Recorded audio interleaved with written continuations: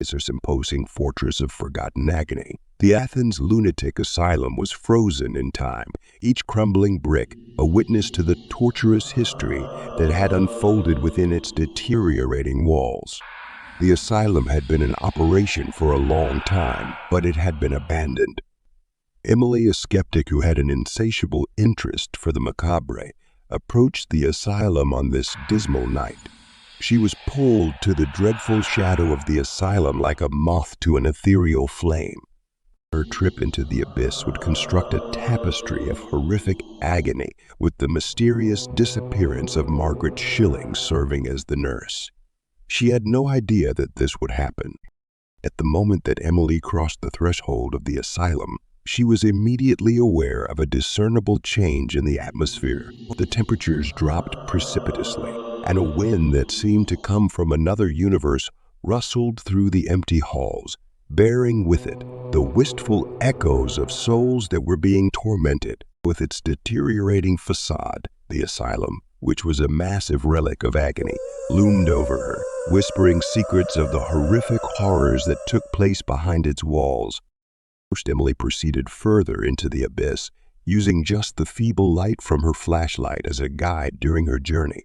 Every single step reverberated throughout the dismal corridors, and the atmosphere was filled with the spectral whispers of those individuals who had sought sanctuary within the crushing embrace of the asylum system. At times, it appeared as though the very atmosphere itself was a testimony to the evil that had been written into the history of the asylum. The asylum seemed to be emanating a malicious energy, and its walls appeared to be alive with the tormented spirits of those who had existed in the past. Shadows moved in a manner that was both hideous and unnatural as they moved down the wallpaper that was peeling. Emily's respiration became more rapid, and an ineffable sense of dread engulfed her like a smothering cloak. It was as if the asylum itself possessed a wicked consciousness, with the intention of taking advantage of her helplessness. Emily continued forth into the depths of the asylum, unfazed by the growing sense of unease that she was experiencing. The atmosphere became more dense, and the quiet morphed into an uncomfortable symphony through the sound of creaking wood and echoes that were far away and frightening. It appeared as though unseen eyes were following her every step as she made her way through the maze-like hallways, and with each stride, she moved deeper into the depths of the darkness. Emily, in the course of her exploration, came into a forgotten wing, a location in which the difference between the living and the dead became so thin that it was virtually impossible to tell the difference between the two. She found herself standing in front of a door that moaned open as if it were inviting her to come inside. She was drawn to the door by an unseen force. The room beyond, which was shrouded in darkness, awaited her arrival with a gloomy expectation. A frigid breeze rushed into the room as the door creaked open, bearing with it a chorus of haunting whispers. The door was opened with a creak. With the anguish of 1,000 people that had been lost, the air became thicker and more charged. Emily moved over the door into a space that seemed to be stuck in time, fully submerged in the pull that the asylum had on her. The room was a terrible scene of desolation and hopelessness. There were pieces of furniture that were covered in dust, and they stood as silent witnesses to the tragedies that had taken place within these abandoned walls. Emily's distrust began to weaken as the atmosphere began to spark with an energy that seemed to come from another world, and the shadows appeared to writhe with a life of their own. In the very center of the wing that had been abandoned, Emily found the room where Margaret Schilling, the unfortunate nurse, had disappeared into the depths of the unknown. She examined the horrific stain on the floor, which was the permanent impression of Margaret's decayed body. The atmosphere became thick with the palpable anguish that she was experiencing. Emily felt the malevolence of the facility combine into a physical force at this very instant. It was an unseen monster that yearned for her terror. The temperature fell, and the room resounded with horrifying murmurs that appeared to radiate from the very walls. Her flashlight shed its pale beam upon the haunted room, and both of these things occurred simultaneously. The movements of the shadows were a reflection of the anguished souls that had previously found peace within these abandoned confines.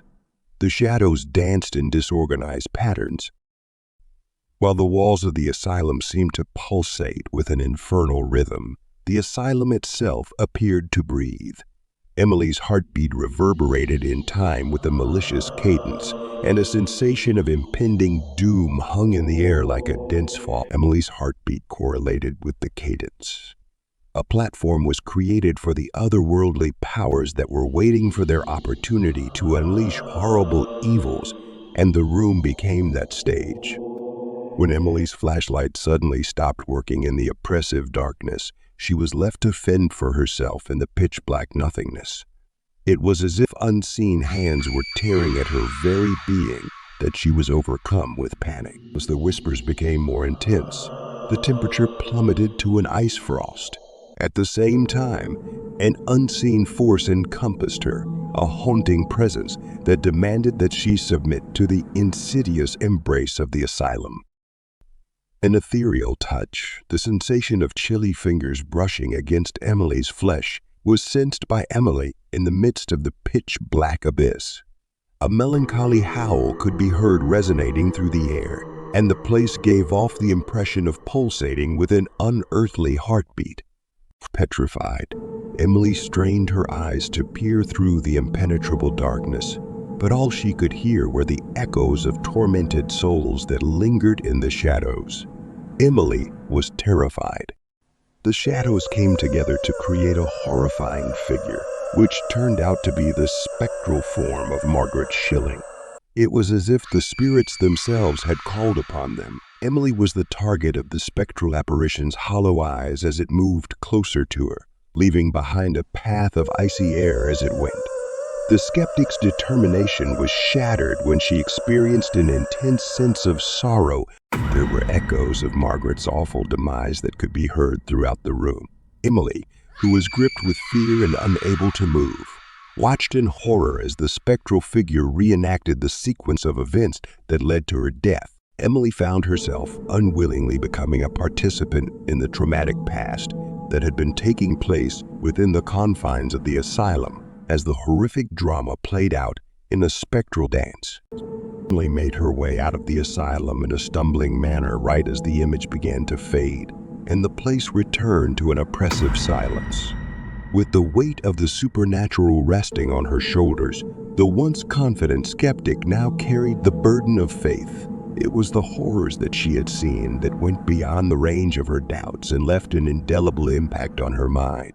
In its never-ending pursuit of hopelessness, the asylum, which had become a malicious specter in the recesses of her nightmares, had taken yet another victim. A testimony to the lingering gloom that existed within its deteriorating walls was the Athens Lunatic Asylum, which stood as a testament to the disturbing quiet that surrounded it.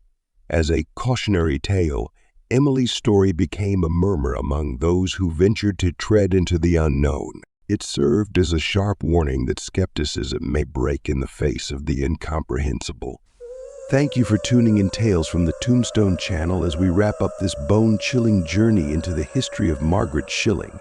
One can't help but wonder if her spirit still lingers within the walls of that forsaken asylum. Dare you venture into the realm of the unknown and explore the haunted history of Margaret Schilling?